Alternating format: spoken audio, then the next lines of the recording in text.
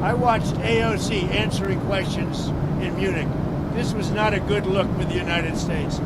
I watched Gavin Newsom answering questions in Munich, and this was a bad look for our country. These two people are incompetent.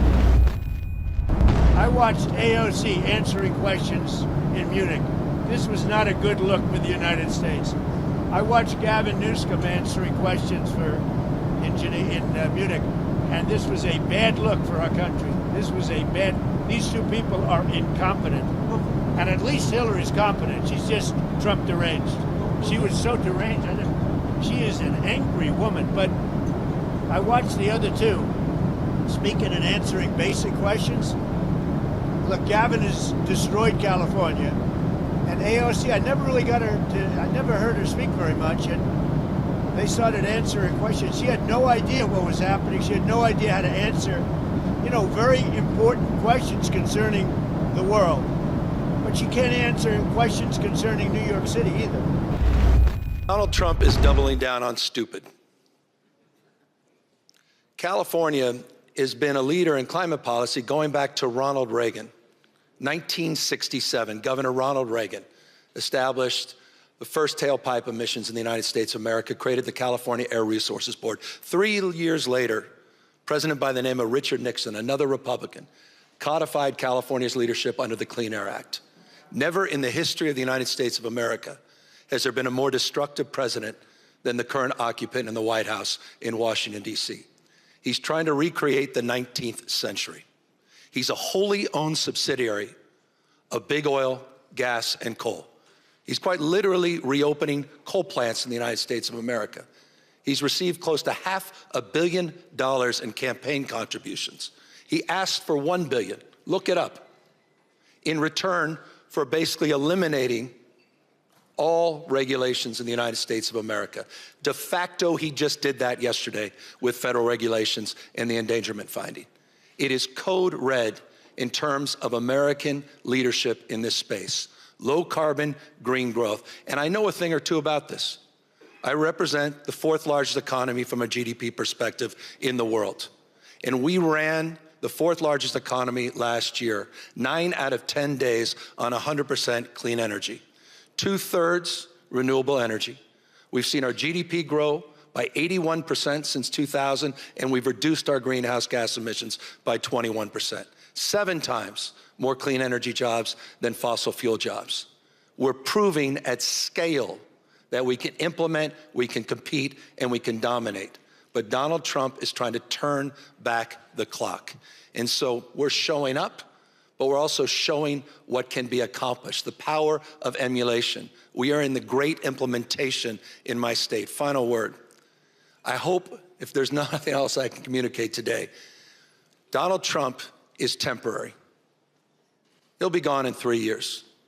California is a stable and reliable partner in this space. And it's important for folks to understand the temporary nature of this current administration in relationship to the issue of climate change and climate policy. But Governor, many have called Joe Biden the climate president, but that didn't help with his re-election. So how important do you think climate issues will be back for the 2028 presidential election? Well, you may not believe in science, but you got to believe your own eyes. I mean, people are burning up, choking up, heating up. We have simultaneous droughts and floods.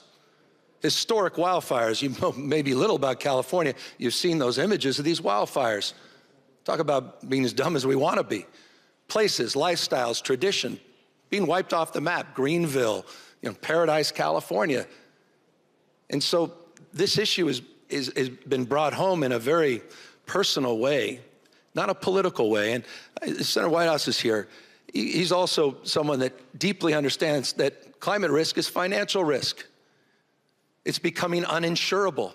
This is an economic issue, not just a moral issue. It's not just a competitiveness issue. And so it's incredibly important that we talk in those terms to address some of the political dynamics.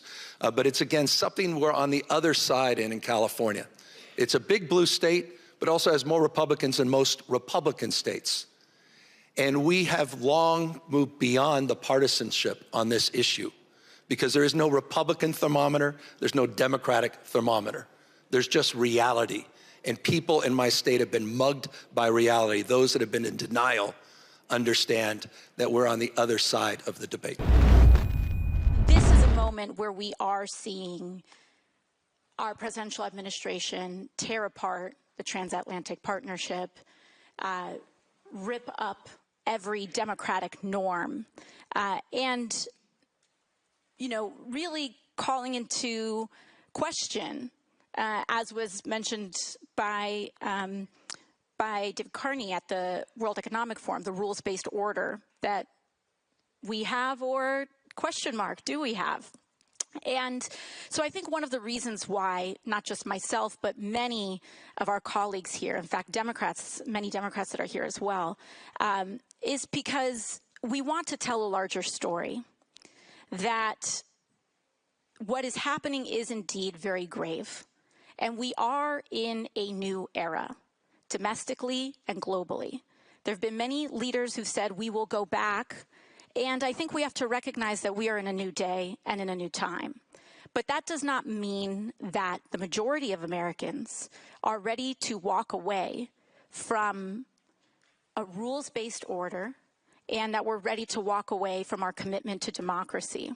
I think what we identify is that in a rules-based order, hypocrisy is vulnerability.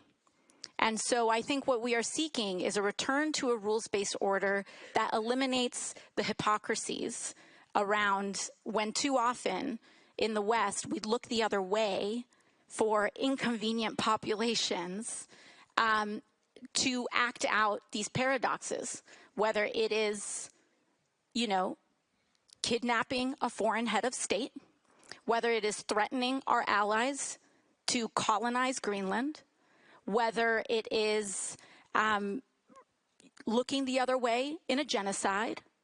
Hypocrisies are vulnerabilities, and they threaten democracies globally. And so I think many of us are here to say we are here and we are ready for the next chapter, not to have the world turn to isolation, but to deepen our partnership on greater and increased commitment to integrity to our values.